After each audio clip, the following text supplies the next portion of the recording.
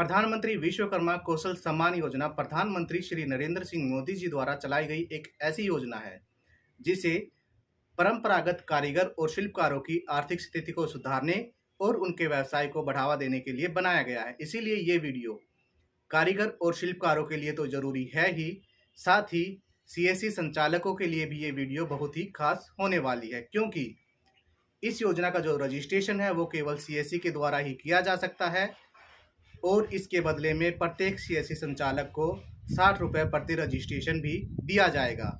इसीलिए सीएससी संचालकों के पास ये एक अच्छा मौका है पैसे कमाने का। आज की वीडियो में हम आपको प्रधानमंत्री विश्वकर्मा योजना का लाइव रजिस्ट्रेशन प्रोसेस दिखाने वाले हैं, ताकि आपको रजिस्ट्रेशन करते समय कोई परेशानी ना आए। इसीलिए भूमिका में ज़्यादा समय बर्बाद ना करते हुए चलिए वीडियो को शुरू करते हैं। दोस्तों, सबसे पहले आपको प्रधानमंत्री विश्वकर्मा योजना की वेबसाइट पर विजिट करना है, जो कि है www.pmvishwakarma.gov.in। वेबसाइट का होम पेज आपको बड़ा ही सिंपल और कुछ इस प्रकार से देखने को मिल जाएगा। यही मेन्यू बार में आपको दाहिने हाथ की तरफ सबसे आखिर में लॉगिन का ऑप्शन देखने को मिल जाता है। आप जैसे ही इस पर क्लिक करेंगे आपको इसके 4 सब ऑप्शन देखने को मिलेंगे। सबसे पहले है सीएससी व्यू ई श्रम डाटा। दोस्तों, जैसा कि इसके नाम से ही पता लगता है, इस ऑप्शन से आप ई श्रम योजना में पहले से रजिस्टर्ड लोगों का डाटा निकाल सकते हैं और आप उन्हें कॉल या एसएमएस के द्वारा प्रधानमंत्री विश्वकर्मा योजना में रजिस्ट्रेशन करने के लिए अपने सेंटर पर आने के लिए बुला सकते हैं। इस प्रकार आपको ग्राहक का एक अच्छा खासा डाटाबेस यहाँ से मिल जाता है। अब बात करते हैं दूसरे वाले ऑप्शन की, जो कि है सीएससी रजिस्टर्ड आर्टिसंस। इस ऑप्शन का यूज करके हम योजना के लिए पात्र कारीगरों और शिल्पकारों का रजिस्ट्रेशन कर सकते हैं। तीसरा और चौथा ऑप्शन केवल डिस्ट्रिक्ट मैनेजर, डीसी और एमएसएमई के डीएफओ के लॉगिन के लिए है, इसीलिए वो हमारे किसी काम के नहीं है। अब वापस से बात करें हमारे आज के टॉपिक की, तो हमें दूसरे वाले ऑप्शन पर क्लिक करना होता है। जब आप इस वेबसाइट पर पहली बार लॉगिन करेंगे तो आप डिजिटल सेवा कनेक्ट वाले पेज पर डाइवर्ट कर दिए जाएंगे, जहां आप हमेशा की तरह अपना आईडी और पासवर्ड भरकर अपनी आईडी को साइन इन कर लेंगे। जैसे ही आप साइन इन हो जाते हैं, आप वापस से प्रधानमंत्री विश्वकर्मा पोर्टल पर आ जाएंगे। यहाँ रजिस्टर नाउ के नाम से एक पॉपअप विंडो खुल जाती है, जिसमें सबसे पहले आपसे पूछा गया है क्या आपकी फैमिली में कोई सदस्य सरकारी नौकरी पर है। यहाँ फैमिली से अभिप्राय केवल पति पत्नी और उनके अविवाहित बच्चों से है, चाहे वो 18 साल के हों या उससे अधिक के।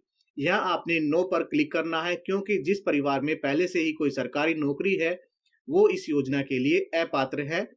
तो आप यहाँ पर नो पर ही क्लिक करेंगे। जैसे ही आप नो पे क्लिक करते हैं, एक नया सवाल आपके लिए खुल जाता है, जिसमें आपसे पूछा जाता है क्या आपको केंद्र सरकार या राज्य सरकार के द्वारा पिछले 5 साल के अंदर इस प्रकार की अन्य योजनाओं जैसे MSME loan, PMEGP, PM Svanidhi, मुद्रा लोन इत्यादि से कोई सहायता राशि या लोन मिला है या नहीं। यहाँ आपने नो पर क्लिक करना है, क्योंकि जिनको पिछले 5 साल के अंदर सरकार की तरफ से कोई वित्तीय सहायता मिली है वो भी इस योजना के पात्र नहीं है। इसके बाद आपको कंटिन्यू पर क्लिक करना है। इसके जस्ट बाद आधार वेरिफिकेशन की पॉपअप विंडो खुल जाएगी। यहाँ आपको पहले वाले कॉलम में कारीगर के आधार कार्ड से लिंक उनका मोबाइल नंबर भरना है और दूसरे वाले ऑप्शन में कारीगर का आधार नंबर भरना है। उसके बाद आपको I am not a robot पर क्लिक करना है और फोटो पहेली का जवाब देकर ये साबित करना है कि आप रोबोट नहीं है। उसके बाद नियम और शर्तों को स्वीकार करने के लिए यहाँ बने चेकबॉक्स पर क्लिक करके कंटिन्यू पर क्लिक कर लेना है। क्लिक करते ही कारीगर या शिल्पकार को उनके आधार कार्ड से रजिस्टर्ड मोबाइल नंबर पर एक ओटीपी प्राप्त हो जाएगा। वो ओटीपी आपने यहाँ पर आधार वेरिफिकेशन की नई पॉपअप विंडो के अंदर भर के फिर से कंटिन्यू पर क्लिक कर लेना है। क्लिक करते ही एक बार फिर से तीसरी बार आधार वेरिफिकेशन की पॉपअप विंडो आ जाएगी, जिसमें अब की बार कारीगर या शिल्पकार का आधार नंबर पहले से ही भरा होगा। यहाँ आपको कारीगर या शिल्पकार की बायोमेट्रिक वेरिफिकेशन करनी होती है। तो आप जो भी बायोमेट्रिक डिवाइस यूज करते हैं, आपने उसको अपने सिस्टम या लैपटॉप से कनेक्ट कर लेना है और नियम व शर्तों वाले चेक बॉक्स पर क्लिक करके वेरीफाई बायोमेट्रिक वाले ऑप्शन पर क्लिक कर लेना है। क्लिक करते एक नई पॉपअप विंडो खुलेगी, जिसमें आपको RDURL सेट करने के लिए बोला जाता है। आपको यहाँ पर बस ओके वाले ऑप्शन पर क्लिक करना होता है। इसके बाद आपको फिर से वेरीफाई बायोमेट्रिक वाले ऑप्शन पर क्लिक करना है। क्लिक करते ही आपकी जो बायोमेट्रिक डिवाइस है उसकी लाइट ऑन हो जाएगी और आपने कारीगर या शिल्पकार के फिंगरप्रिंट उस पर लेने हैं। बायोमेट्रिक वेरिफिकेशन होते ही रजिस्ट्रेशन फॉर्म आपके सामने खुल जाएगा, जो कि 4 पार्ट में बटा हुआ है। सबसे पहले पर्सनल इंफॉर्मेशन वाला पार्ट आपके सामने खुलता है, जिसका पहला हिस्सा है पर्सनल डिटेल का। आपको यहाँ पर कारीगर का नाम, उनके पिताजी का नाम, उनकी डेट ऑफ बर्थ और जेंडर पहले से ही आधार डाटाबेस के द्वारा भरा हुआ मिलता है। आपने बस उसकी मैरिटल स्थिति और उसकी कास्ट कैटेगरी यहाँ पर चुननी होती है।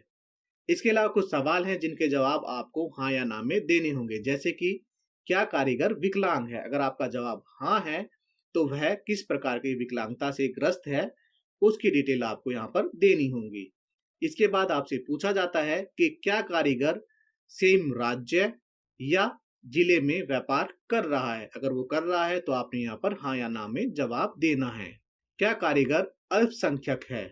और अगर वो अल्पसंख्यक है तो उसकी कैटेगरी कौन सी है? उसके बाद अगला भाग कॉन्टैक्ट डिटेल का है, जिसमें कारीगर का मोबाइल नंबर और आधार कार्ड पहले से ही भरा रहता है। आपने केवल कारीगर का पैन कार्ड नंबर यहाँ पर भरना है, जो कि ऑप्शनल है। अगर कारीगर के पास पैन कार्ड है तो आपको भरना है, अदरवाइज ये ऑप्शन आप खाली भी छोड़ सकते हैं। उसके बाद फैमिली डिटेल में कारीगर या शिल्पकार का राशन कार्ड नंबर पहले से ही भरा आता है और राशन कार्ड में ऐड सभी मेंबर के नाम भी आपको यहाँ पर दिखाई देते हैं। प्रधानमंत्री विश्वकर्मा योजना के अनुसार फैमिली यानी पति पत्नी और उनके अविवाहित बच्चे हैं। तो इस परिभाषा के अनुसार अगर कोई सदस्य कम है तो आप ऐड रो वाले ऑप्शन का यूज करके उस सदस्य की डिटेल यहाँ पर भरकर उसको ऐड कर सकते हैं, और अगर कोई सदस्य एक्स्ट्रा है तो उसको आप डिलीट यहाँ से करेंगे। इसके बाद आधार एड्रेस में आधार कार्ड वाला एड्रेस आपका पहले से ही भरा हुआ रहता है। अगर आप वर्तमान समय में भी इसी एड्रेस पर रह रहे हैं तो आपको सेम एज आधार एड्रेस वाले ऑप्शन पर क्लिक करना है। अगर आपने अपना एड्रेस बदल लिया है तो आपको अदर वाले ऑप्शन पर क्लिक करके अपना नया एड्रेस यहाँ पर भरना होगा। इसके बाद प्रोफेशन या ट्रेड डिटेल में कारीगर का व्यवसाय चुनना होता है, और अगर उस व्यवसाय की कोई सब कैटेगरी है तो वो भी आपको चुननी होगी। इसके बाद डिक्लेरेशन वाले चेक बॉक्स पर आपको क्लिक करके यह कंफर्म करना है कि जो ट्रेड आपने यहाँ पर चुनी है वो कारीगर का फैमिली प्रोफेशन है या फिर ट्रेडिशनल व्यवसाय है। उसके बाद कारीगर का बिजनेस एड्रेस पूछा जाता है, तो अगर वह अपना व्यवसाय आधार कार्ड वाले एड्रेस से चला रहा है तो आपको फिर से सेम एज आधार वाले ऑप्शन पर क्लिक करना होगा। इसी तरह से अगर कारीगर ने अपना एड्रेस बदल लिया था और वह अपने नए वर्तमान एड्रेस से अपना व्यवसाय चला रहा है तो आपने सेम एज करंट एड्रेस वाले ऑप्शन पर क्लिक करना होगा। इसी प्रकार से अगर कारीगर किसी अन्य जगह जैसे कि कोई शॉप इत्यादि से अपना व्यवसाय चला रहा है तो आपने अदर वाले ऑप्शन को चुनना है और उस जगह या दुकान की डिटेल यहाँ पर भरनी होगी जहां से वो अपना बिजनेस चला रहा है। उसके बाद आपको सेव वाले ऑप्शन पर क्लिक कर लेना है। डिटेल सेव सक्सेसफुली का एक मैसेज आपको स्क्रीन पर दिखाई देगा। उसके बाद आपने नेक्स्ट वाले ऑप्शन पर क्लिक कर लेना है। जैसे ही आप क्लिक करेंगे आप रजिस्ट्रेशन के दूसरे भाग में आ जाएंगे, जो कि है क्रेडिट सपोर्ट इंफॉर्मेशन। सबसे पहले यहाँ पर कारीगर की सेविंग बैंक डिटेल मांगी जाती है। आपने कारीगर के बैंक का नाम चुन लेना है। उसके बाद IFSC कोड भरना है। IFSC कोड भरकर सर्च वाला जो आइकन यहाँ पर दिखाई दे रहा है उस पर आपने क्लिक करना है। जैसे आप क्लिक करते हैं बैंक की जो ब्रांच है वो अपने आप से यहाँ पर आ जाएगी। उसके बाद आपने कारीगर के बैंक खाते का नंबर यहाँ पे डालना है और अगले कॉलम में अकाउंट नंबर फिर से भरकर अकाउंट नंबर को कंफर्म करना है। इसके बाद क्रेडिट सपोर्ट में कारीगर से पूछा जाता है कि क्या वो 1 लाख और 2 लाख की वित्तीय सहायता लेना चाहेंगे। इस योजना में 1 लाख रुपए 18 महीने के लिए और 2 लाख रुपए 30 महीने के लिए 5% ब्याज दर पर दिए जाते हैं। फॉर्म में इसके लिए पहले से ही हाँ होता है, लेकिन अगर कारीगर ये लोन नहीं लेना चाहता तो आप यहाँ पर मे बी लेटर वाला ऑप्शन सिलेक्ट कर सकते हैं। लेकिन अगर आप ये ऑप्शन चुन लेते हैं तो कारीगर को ये दोनों में से कोई भी लोन नहीं दिया जाएगा। इसके बाद अगला पार्ट है डिजिटल इंसेंटिव डिटेल्स का। इसमें कारीगर को ग्राहक से UPI पेमेंट लेने पर हर महीने 100 ट्रांजैक्शन तक ₹1 पर ट्रांजैक्शन के हिसाब से अलग से इंसेंटिव दिया जाता है।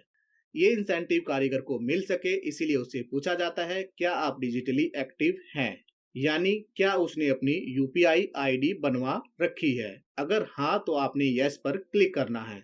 यस करने के बाद आपको ऐड रो वाले ऑप्शन पर क्लिक करके कारीगर की यूपीआई आईडी यहाँ पर भरनी है। उसके बाद नीचे वाले ऑप्शन पर यूपीआई से लिंक मोबाइल नंबर आपने भरकर यहाँ पर सेव वाले ऑप्शन पर क्लिक कर लेना है।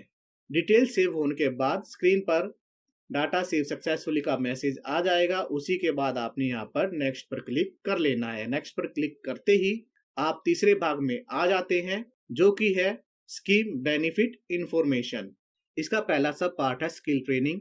यहाँ सबसे पहले सभी कारीगरों और शिल्पकारों की दो तरह से स्किल ट्रेनिंग होती है। ये ट्रेनिंग सभी के लिए कंपलसरी है, इसीलिए सभी कारीगरों और शिल्पकारों को पहले से ही इन दोनों ट्रेनिंग के लिए एलिजिबल यानी कि पात्र घोषित कर दिया जाता है। स्किल ट्रेनिंग के अंदर 5 दिन की बेसिक और 15 दिन की एडवांस ट्रेनिंग शामिल है। जितने भी दिन कारीगर ये ट्रेनिंग लेगा उसको 500 रुपए प्रति दिन के हिसाब से दिए जाएंगे, ताकि ट्रेनिंग के दौरान वो अपना घर खर्च चला सके। साथ ही उसको इसका एक सर्टिफिकेट भी मिलता है। उसके बाद बारी आती है टूल किट की। अगर कारीगर या शिल्पकार का रजिस्ट्रेशन स्वीकार हो जाता है और वह इन दोनों स्किल ट्रेनिंग से सर्टिफाइड भी हो जाता है, तो उसको 15,000 रुपए तक की टूल किट सरकार की तरफ से बिल्कुल फ्री में दी जाती है। उसके बाद मार्केटिंग सपोर्ट में कारीगर को 5 तरह की सुविधाएं ऑफर की जाती हैं, जो कि कारीगर के व्यवसाय को ऑनलाइन डिजिटल मार्केट से जोड़ने और बढ़ावा देने के लिए बहुत ही जरूरी है। कारीगर अपनी जरूरत के अनुसार ये सभी सुविधाएं चुन सकता है। वो चाहे तो सभी की सभी सुविधाएं भी ले सकता है और इनमें से कोई एक सुविधा भी ले सकता है। जैसे क्या कारीगर अपने व्यवसाय को ऑनलाइन ई कॉमर्स प्लेटफॉर्म पर रजिस्टर्ड करवाना चाहता है, जिससे वह अपनी सर्विस और सामान ऑनलाइन बेच सके। क्या कारीगर द्वारा बनाया गया सामान ऐसा है जो कि क्वालिटी सर्टिफाइड होना जरूरी है। क्या कारीगर अपना सामान और सेवाओं का प्रदर्शन एग्जीबिशन और ट्रेड फेयर इत्यादि में करना चाहेगा। क्या कारीगर को अपने निर्मित माल को उपयोगकर्ता यानी कि ग्राहक तक पहुंचाने के लिए लॉजिस्टिक सपोर्ट की जरूरत है। क्या वो कारीगर अपना खुद का ब्रांड बनवाना चाहेगा। कारीगर की आवश्यकता के अनुसार ये सभी ऑप्शन चुनने के बाद आपने सेव वाले ऑप्शन पर क्लिक कर लेना है और फिर से डाटा सेव का मैसेज आपको देखने को यहाँ पर मिल जाएगा। मैसेज आने के बाद आपने नेक्स्ट पर क्लिक करना है। क्लिक करते ही आप रजिस्ट्रेशन के चौथे और आखिरी भाग में आ जाएंगे, जो कि है डिक्लेरेशन यानी कि घोषणा का। यहाँ कारीगर ने फॉर्म भरवाते समय जो घोषणाएं और अधिकार पोर्टल को दिए थे, उन सभी की एक लिस्ट यहाँ पर बनके आ जाती है। वैसे आप पढ़ना चाहें तो इनको पढ़ भी सकते हैं। उसके बाद आपने आखिर में आई एग्री वाले ऑप्शन पर क्लिक करना है और सबमिट वाले ऑप्शन पर क्लिक कर देना है। क्लिक करते ही एप्लीकेशन जो है वो फाइनल सबमिट हो जाएगी और एक पॉपअप विंडो में आपको कारीगर का रजिस्ट्रेशन नंबर यहाँ पर मिल जाता है।